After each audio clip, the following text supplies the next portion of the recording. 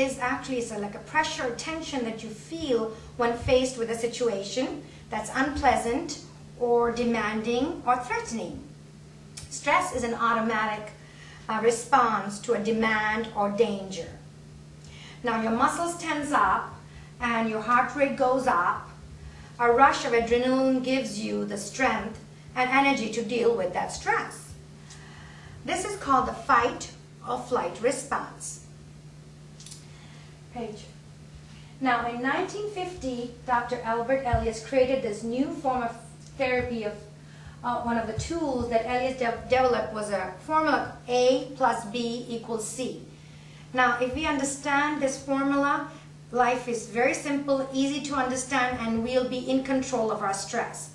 So let's go to the next page. A stands for the activating event. It's what you and I refer to as a stressful event.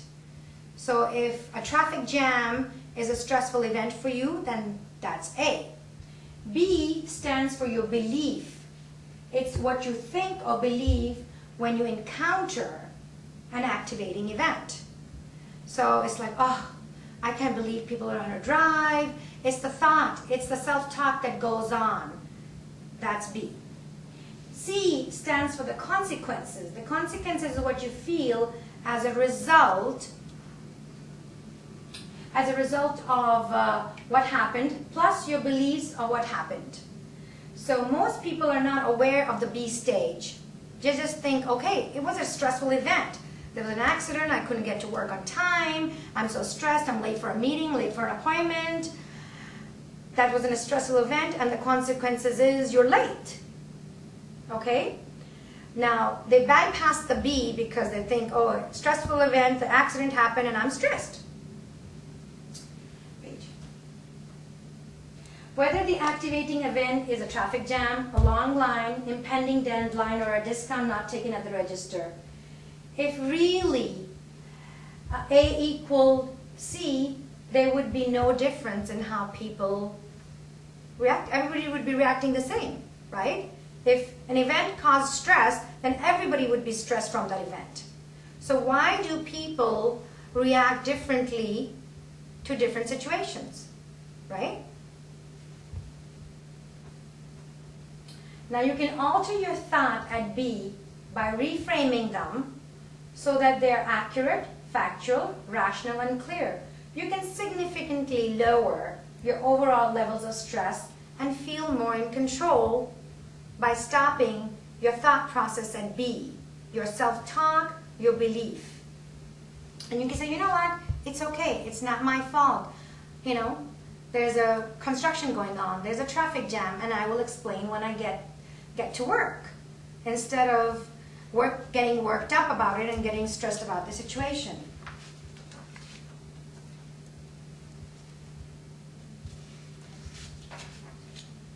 Now you can alter.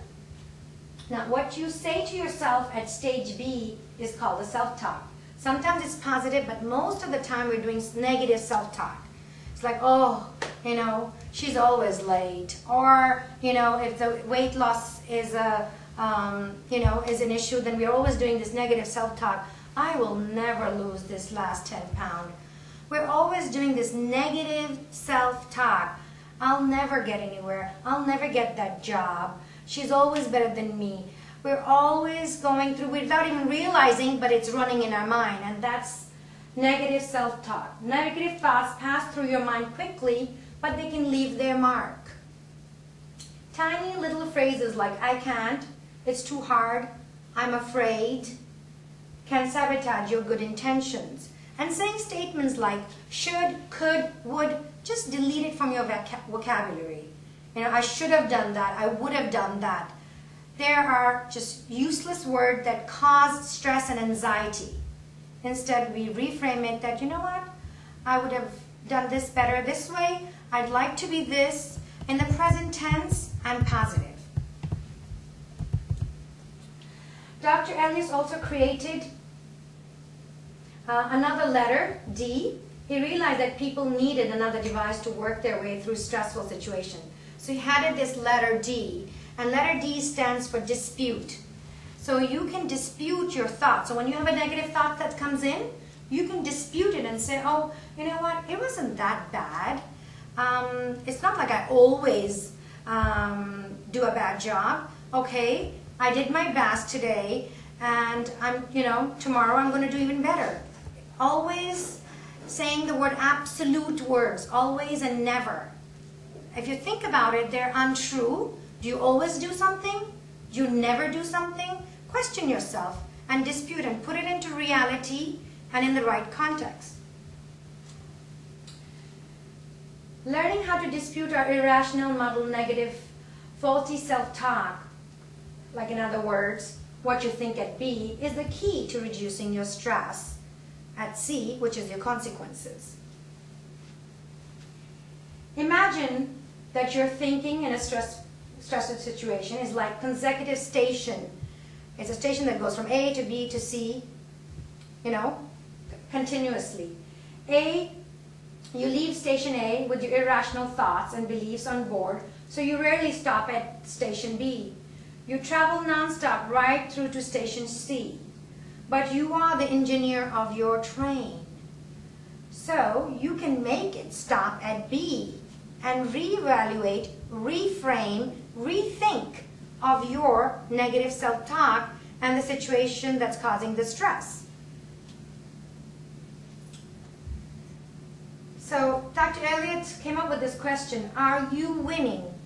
Are you winning at your daily situations at work or at home? I mean, for all the moms that are out there, it's very stressful to work, home, and keep that balance. So what you say to yourself at stage B is the most important. You can stop at stage B, which is your belief and your negative self-talk, and reframe it, put it in a more positive present tense, and then your consequences, which is C, is going to be less stressful. Dr. Elliott's one question stress set that I'm going to pass out to everyone, and we can all take that stress test and realize how negative self-talk is sabotaging our stress, health, financial goals, all of it. So that I'm going to pass to everybody out at the end, and we'll go over that. Now, to see how hypnosis helps you reduce the stress. Now, there are a couple of easy ways that I'm going to tell you quickly because we do have a time limitation here. Reframing that I just talked about is, reframing your thought process and being more positive, more current, and really say, is this really the truth? Is it really factual? Ask yourself. And breathing. I highly recommend each one of you to do the breathing exercise. That is the easiest and #1 key in any situation, any stressful situation, to do the deep breathing exercise when you expand your tummy and your chest. So go like this. Expand, and then hold it for a few seconds, and then let it go through your mouth. Everybody try that. And immediately you're going to feel this relief of stress from your shoulders and your neck area. So breathing is very important. We really don't breathe right. Most of us